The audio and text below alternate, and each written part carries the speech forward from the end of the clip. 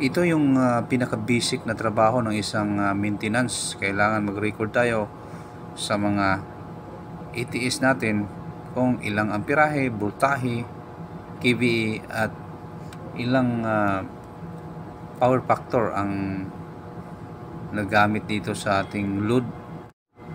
For example, ito ang normal ng ating power supply na ginagamit ngayon. So hindi yung generator. So makita natin sa indicator na normal.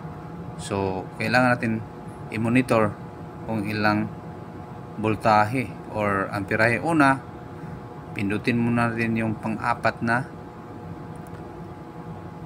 push button para mahanap natin yung amperahe. So dito sa gilid nakita natin yung mayroong I, it means ampere. So pindutin natin yan, makikita natin yung 1, 2, and 3. Tapos yung pang-apat ang neutral. So yun ang isulat natin sa record or logbook. So next, pindutin natin yung left side isang beses, tapos ang pangalawa isang beses.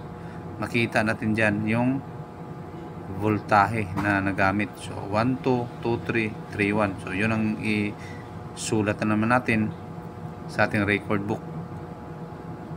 Tapos yung pangatlo, left side isang beses,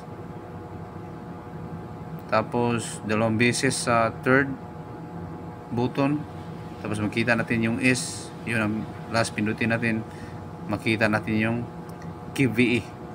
So record natin yan 57, 63, 50, tapos yung total kVA nya 169.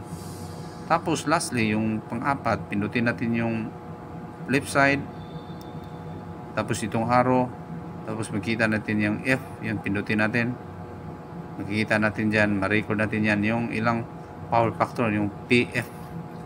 So 0.959, tapos itong ilang hertz, 559.88. Ang maximum dyan is 60.0 hertz.